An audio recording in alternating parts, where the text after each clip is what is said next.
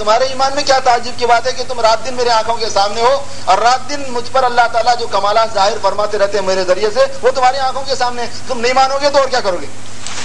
اس کے باوجود جن کفار نے نہیں مانا وہ تو جو ازلی شقی تھے وہی نہیں مان سکے. ورنہ سرکار دو عالم صلی اللہ علیہ وسلم کی موجودگی میں کسی کا نہیں ماننا، اگر کسی میں ذرہ برابر بھی سعادت کا کوئی شمہ ہوتا تو نہیں ماننے کا کوئی سوال ہی نہیں تھا. وہاں اتنے زیادہ کمالات حضور کے سامنے ہوتے تھے. تو پھر پوچھا کہ حضور آپ ہی بتائیں کہ پھر عجیب تر ایمان کس کا ہوگا؟ فرمایا عجیب تر ایمان ان کا ہوگا جو میرے اس دنیا سے پردہ فرمانے کے بعد آئیں گے اور بغیر دیکھے مجھ کو مانیں گے اور میں نے جن باتوں کو کہا ان کو مانیں گے. بھائی ان لوگوں نے حضور کو دیکھا، حضور کے کمالات کو دیکھا، وہ مان رہے ہیں.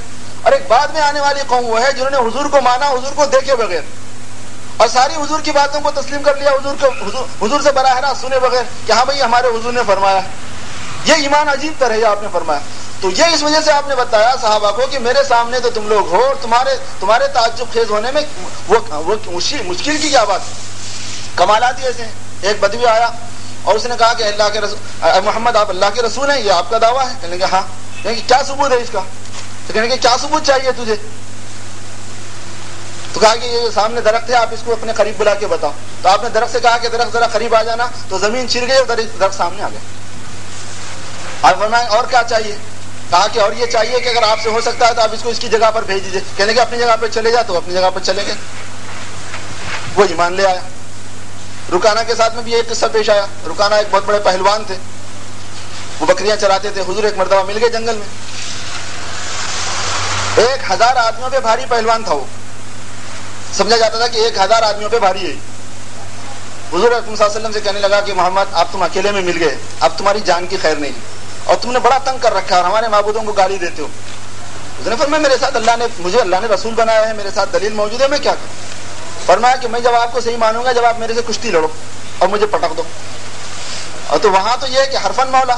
حضور نے فرمایا کہ ہاتھ کنگن کو آرسی کیا، چلو کشتی لڑتے ہیں. آپ نے جو کشتی لڑی تو ایک آن کے اندر اس کے زمین پہ کر دیا. اس نے کہا کہ پہلی مرتبہ میرا پہلو زمین سے لگا ہے، آج تک کسی نے میرا پہلو نہیں لگا، مگر مجھے ایسا لگتا ہے کہ لات و عزا جو میرے معبود ہیں وہ مجھ سے ناراض ہیں، انہوں نے بر وقت مدد نہیں کی اور تمہارا خدا مدد کر دیا. اس لڑائی کا اعتبار نہیں ہے، میرا بھی خدا ساتھ ہو تمہارا بھی ساتھ ہو پھر بات ہے. لگتا ہے کہ میرے معبود پہنچ نہیں سکے تھے، چلو پھر لڑیں گے. دوسری مرتبہ لڑائی کی، دوسری مرتبہ بھی یہ قصہ ہوا. تیسری مرتبہ کشتی ہوئی، تیسری مرتبہ آپ نے پٹخا. اس کے بعد اس نے کہا کہ اگر آپ اللہ کے رسول ہیں تو ایک اور نشانی دکھا دو. یہاں تو میں یہ سمجھ رہا ہوں کہ میرے معبود میری مدد نہیں کر رہے، لیکن آپ بتا دو. حضور نے فرمایا کہ اچھا، ایک درخت کی طرف اشارہ کر کے فرمایا کہ تو ادھر آ جا. وہ درخت چر گیا، ببول کا درخت تھا، آدھا حصہ حضور کے پاس آ گیا. اس نے کہا کہ اچھا واقعتاً یہ بڑا معجزہ ہے. آپ نے فرمایا کہ اسے پھر چلا جا. وہ جا کے مل گیا. اس کے بعد کہا کہ تو پھر اسلام قبول کر لے. کہا کہ میں اگر اسلام قبول کروں گا تو اتنا بڑا پہلوان ہوں، عورتوں سے میرے تعلقات ہیں، وہ میری جتنی سہیلیاں ہیں، میری جتنی گرل فرینڈ ہیں، وہ سب میرے کو ہار دلائیں گے. اس وجہ سے میں نہیں لاتا. اس وقت انہوں نے ایمان کو قبول نہیں کیا، پر بعد میں جب فتح مکہ ہو گیا تو پھر انہوں نے اسلام کو قبول کر لیا، مسلمان ہو گئے تھے. پھر بعد میں وہ ایک واقعہ نہیں ہے، یعنی 50 واقعات. حضرت قتادہ ابن نعمان رضی اللہ تعالیٰ عنہ کا عجیب قصہ ہے. حضرت قتادہ فرماتے ہیں کہ ایک مرتبہ اندھیری رات میں آیا ہوا تھا. حضور پاک صلی اللہ علیہ وسلم نے ارشاد فرمایا کہ میں نے عرض کیا کہ اللہ کے رسول رات بہت اندھیری ہو گئی، دیر بہت ہو گئی. فرمایا اچھا میں تمہارا انتظام کرتا ہوں. آپ نے ایک کھجور کی ٹہنی لی اور کہا کہ یہ لے جاؤ اور یہ اتنی روشن ہوگی تمہارے ہاتھ میں آنے کے بعد کہ اس کی روشنی میں 10 آدمی آسانی سے چل سکتے ہیں. اندھیری رات، گھٹا ٹوپ اندھیرا ہے. چھڑی جو ہاتھ میں لی تو وہ ٹارچ بن گئی اور بڑی ٹارچ اچھی خاصی جس میں 10 آدمی آرام سے چل سکتے ہوں. اور کہا کہ جب تم اپنے گھر کے پاس جاؤ گے تو ایک کالی چیز تمہیں نظر آئے گی، اس کو مار کے بھگا دینا اسی چھڑی سے. وہ کسی اور چھڑی سے نہیں بھاگے گی، وہ اسی سے بھاگے گی.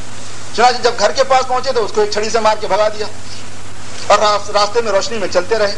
جب حضور پاک صلی اللہ علیہ وسلم کے پاس دوبارہ حاضری ہوئی تو پوچھا کہ اللہ کے رسول گھر کے پاس ایک کالی چیز مجھے ملی تھی، میں نے اس کو مارا مگر وہ کیا تھی؟ فرمایا وہ شیطان تھا جو تمہارے گھر میں تھا، اس کو میں نے بھگوا دیا.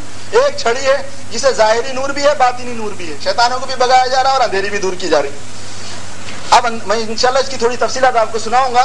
یہ کمالات اللہ تبارک و تعالیٰ نے آقا نامدار تاجدار مدینہ حضرت محمد الرسول اللہ صلی اللہ علیہ وسلم کو دیے، اس لیے تاکہ انسانیت کو یہ اعتماد ہو جائے، یہ یقین ہو جائے کہ یہ واحد شخصیت ہے، یہ واحد اللہ، یہ واحد ذات ہے جس پر یعنی جس کی اتباع کی جائے گی، جس کی تقلید کی جائے گی، جس کی پیروی کی جائے گی، جس کے کام کو اپنایا جائے گا، جس کے بتائے ہوئے طریقے کو چلا جائے گا. یہ واحد شخصیت ہے. اس لیے محمد الرسول اللہ کی گواہی دلوا دی جاتی ہے کہ تمام شخصیتوں کی نفی کرنا اور ایک شخصیت کا اثبات کرنا.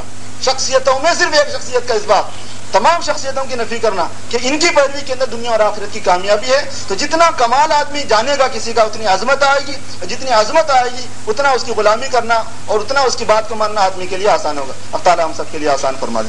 سنتیں پڑھ لیجیے.